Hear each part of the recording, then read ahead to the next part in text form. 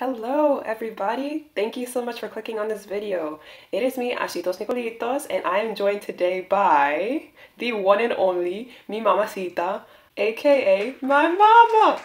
So, what are we talking about today? Today we are walking through the path to becoming a physician.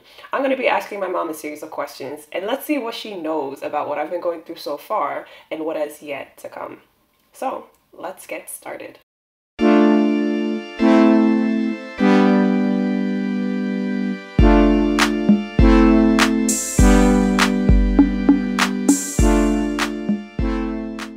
Do you know when I decided that I wanted to become a physician? Do you remember that moment? When you went to Emory, Yeah. or before that? Yeah. So I had an inkling a little bit Yeah. before I left to go study at Yes. Emory. When I was younger, But I got involved in the ambulance center in my hometown. that's true. I was always trying to help out in terms of like getting a little bit of clinical exposure here and there. So for some people, No, you're right. it does start in high school, right? But then, like you said, I went away to college, and then what happens when somebody who wants to be a doctor goes off to college? What has to be done there? You go and bury yourself in books. Exactly. That's exactly right. That's what we did. So basically, when you decide that you want to become pre-med, you go to college, and people think that you have to major in biology and chemistry, physics. But what was my major? Do you remember my major? My mom doesn't even remember my major. No, because it's too many things too many things, but they're all, in the same road to medicine, to becoming a doctor. But they make you make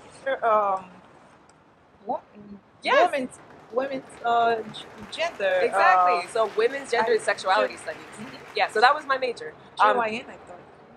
Not quite. But a lot of people believe that you have to major in like these sciences, but here I am. I decided I wanted to go a humanities route, a social science route. So you do that, but at the same time, you still have to fulfill certain requirements so that you can apply to medical school, right? Yes. And do you know anything about those requirements that you need to fulfill? Oh, I wish I would be a doctor by now. No, the requirements, refresh my memory a little bit. And those requirements are a year of biology, chemistry, physics, usually organic chemistry. Sometimes they have you take a biochemistry, a statistics, a few English classes, but that's basically the idea. You have to take a few handful of classes, and then you're ready to apply to medical schools, kind of, right? So that's what was happening all while I was at Emory. And at the same time, you're getting involved in research, in volunteering, in you're shadowing doctors, right? You're really beefing up your resume. You're showing people that this is what you want, right? So all of that was going on. Do you remember the things I got involved with when I was in college? I wasn't. Remember, you went to college so far away. Far away. Other side of the East Coast. Yes. I kind of got a little bit nervous of asking how many courses are you taking or what are you taking, because it was too much. It's a lot of things. It's a lot. I was getting involved in the health clinic, right? That's right. Yes. And I thought you were a doctor at that time. Yeah. But no, that wasn't even. The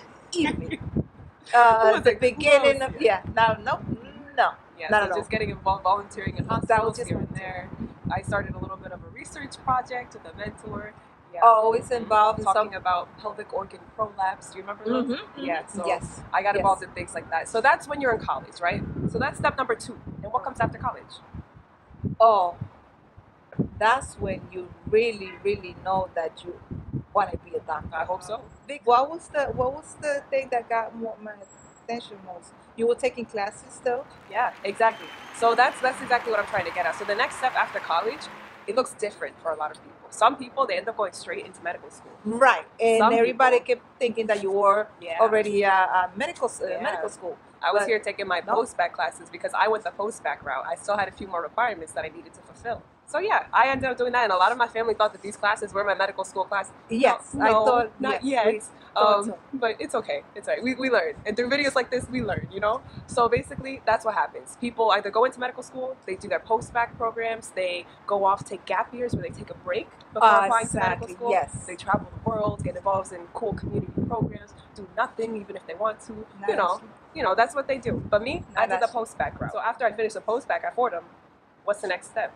Is in getting ready for the MCAT, the test, the big test. Yes, Mama, that's exactly it. That's the most nervous, scary thing, even for me as a mom. really nerve-wracking. Yeah, so that was the MCAT. Okay, finally, I got over that MCAT hump after a lot of crying and just late nights and driving you crazy and everybody else crazy around me. Yeah, after you're done with the MCAT, what do you do? That's when it's applying, the waiting, the not knowing. Yeah, exactly. So that application process, Application. right? Yeah. So can you explain to me what that process is like to apply to medical schools? Do you know what you need for that? No, actually, she is very independent. She's very self-sufficient. So she will go, we give her space, and she was in her room 24/7. She will let me know, Mom, I'll see you in the same house. I will see her probably 1 hour a day. For my bathroom breaks. Because just a break, just little breaks. And she'll say, hello, Mom, and she'll get back to her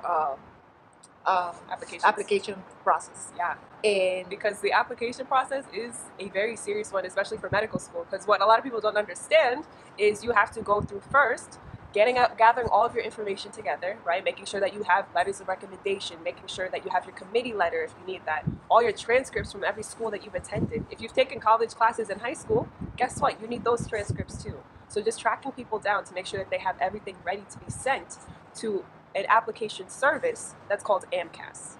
And what AMCAS does is they gather all this information from you, right? What is AMCAS? AMCAS. It stands for, I believe, the American Medical College Application System. Wow. I'll figure it out. That you're going to make sure that you're writing your personal statements, which is going to explain why you want to go into medicine, and you're writing little blurbs and little paragraphs about each activity that you've taken part in since starting college, basically. So that's all of your research, all of your extracurriculars. This is your time to really show them what you're doing, why you're doing it, and basically why this has to do with you applying to medical school, if it does.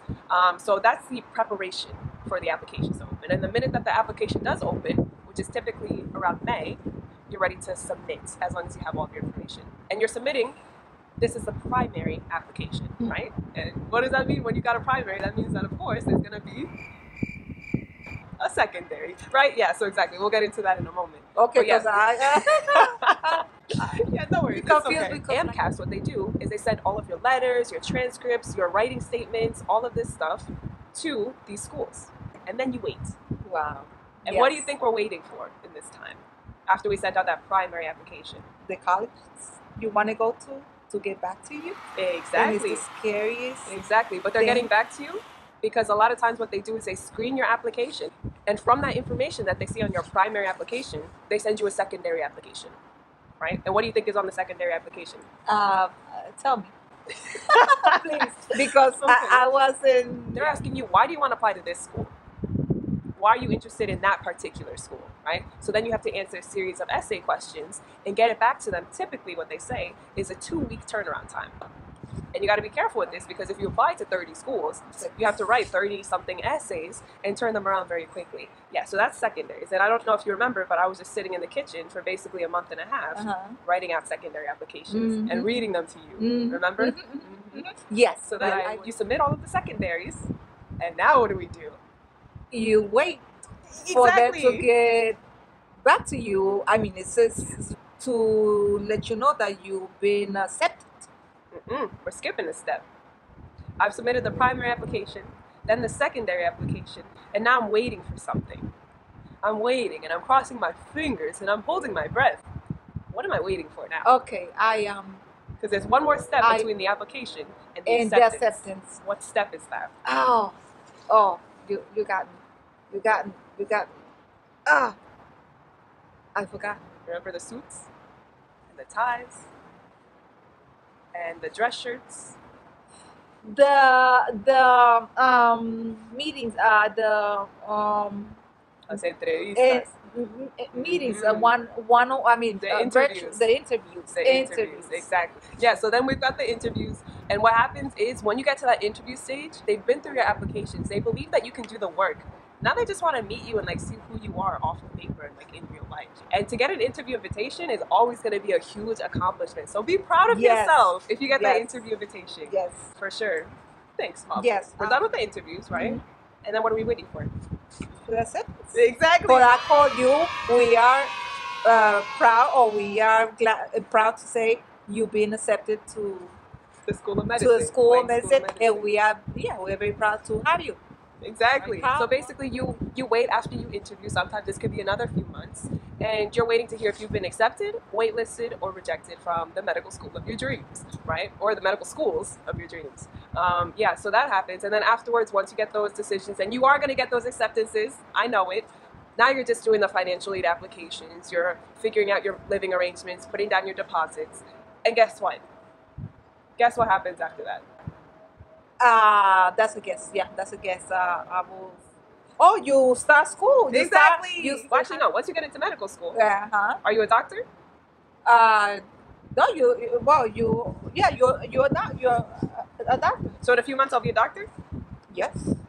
No, in a few months you go into school. Exactly. Yes, and then after that you become a doctor. So that's a 4-year educational path right there. Where you do 4 years of classes, right? And also you start going into the hospitals to get exposure to different fields, and you start really learning like what type of doctor you want to become. But then you finally get to that day, 4 years later, and you're graduating from medical school. And are you a doctor? Yes. Exactly. So you do have that doctor dot in front of your name, or MD afterwards, whatever your style is. But are you able to see patients by yourself? Are you ready to own your own practice? Yes. Not quite. There's another step. So after you finish medical school, you have to go into the next step of your medical education, which is residency, right? So when you graduate from medical school, you have your match day, well, a little bit before you graduate. And that's when you find out whether you're going to become a dermatologist or a pulmonologist or an ER doctor, a surgeon, right? You get matched into a specialty. And then after, when you start your residency, you go in and you start training in that specialty. Wow. At that point, to be honest, you are a doctor. You can be an attending physician, and you can open your own practice. You can start practicing by yourself, right? Now you are a full-blown doctor. Okay, right? So I was close. Exactly, yeah. But some people choose to go a little bit further and further the education a little bit more specialized, a little bit deeper, right? So that's what fellowship would be, and that's right after you finish your residency. It's called? It's called a fellowship. Well, news to me. I mean, you have to have somebody in the family that's a doctor or becoming a doctor to have an idea of all these steps. Right. So this is a lot of training. And then after you're done with fellowship, what else can you do? You have to become a doctor. At that point, no more studying, please. Become a doctor. Yes, at that point, you are definitely more than qualified to go open up your own practice, start teaching in an academic center, teaching other people how to become physicians. And that's, a lot of times people end it right there, right? Please, yeah, because you want me to be able to make it to you graduate, to see you, nice. And give you a hug and celebrate with you. Actually, so, yeah, I please make it that are there graduations for fellowships? I don't even know if they're not, at least a phone call from mom. Please give me some time. Yeah. I'm not getting any younger, so make it happen. Make it happen. Okay, totally. So that's it. That's the path to becoming a doctor. So we've got a lot ahead of us, Mom, because we are just starting. I was like, I've been going to bed lately, especially, we got this pandemic right on top of. It's not even halfway. No, it's not even halfway, but it's worth it because she loves what she's doing. You have to love what you're doing. I do, and I'm passionate about doing it. She's very passionate, and also just sharing this journey with all of y'all. Sharing, because it's not easy to do when you have family who is not as aware of the process and maybe can't help you with certain aspects of your application. Exactly. But show them this video. This can help them out, right? The point is for us to get up there and then help the people behind us so that they can make it there easier and so that they can do better than us and they can accomplish more than we can and make the world a better place. Not to get sappy or nothing, but that really is the point. So I'm really glad that y'all joined us today for this video as we talked about this whole journey to becoming a doctor. So there you have it. That's the path to becoming an MD. And hopefully you learned something in this video. If not, hopefully you had a few laughs. But either way, I hope that you can subscribe down below. If you don't subscribe for me, subscribe for my mama. She's the one who made us. She's those Nicolitos. So, Anyways, thank you so much for joining us. And until next time.